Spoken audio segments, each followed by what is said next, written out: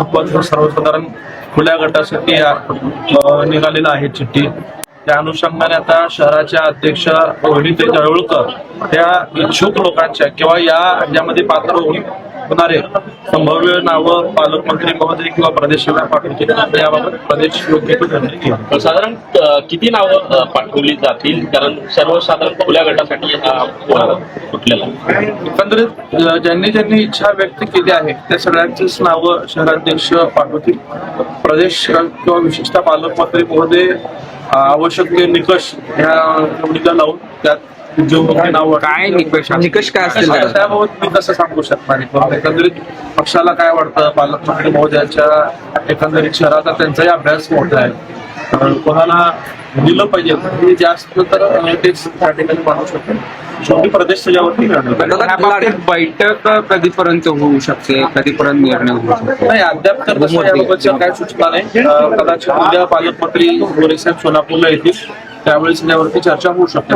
आता मध्यमध्ये सर्वाधिक नगरसेवक जे आहेत ते निवडून आलेले मध्यचा महापौर होईल. पक्षाचा महापौर भाजपचा होईल. सगळेच पक्षाचे सगळेच आपले सगळ्यांचेच पक्षासाठी योगदान आहे.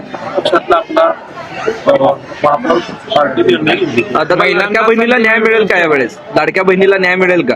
इच्छा असणं स्वाभाविक आहे, परंतु एकंदरीत मागचे 5 वर्ष महिलांसाठी होतं. त्याच्यापूर्वी 5 वर्ष महिलांसाठी राहिलेलं आहे.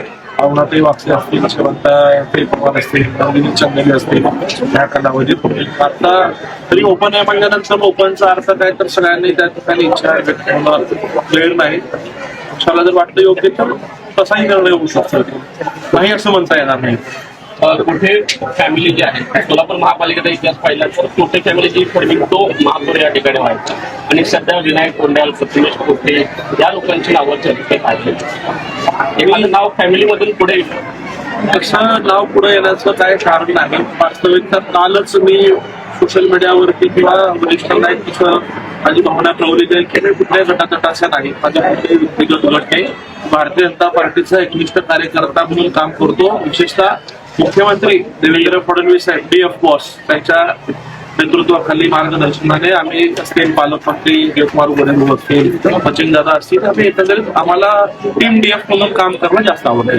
दादा ह्यावेळेस म्हणजे ज्या जुन्या चेहरे महापौर म्हणून दिसण्याची शक्यता आहे का नवीन जे आहे ते धक्कातंत्र दिसेल सोलापूरमध्ये? काय पक्षाच्या मनामध्ये आहे ते आता आज मी सांगू शकत नाही.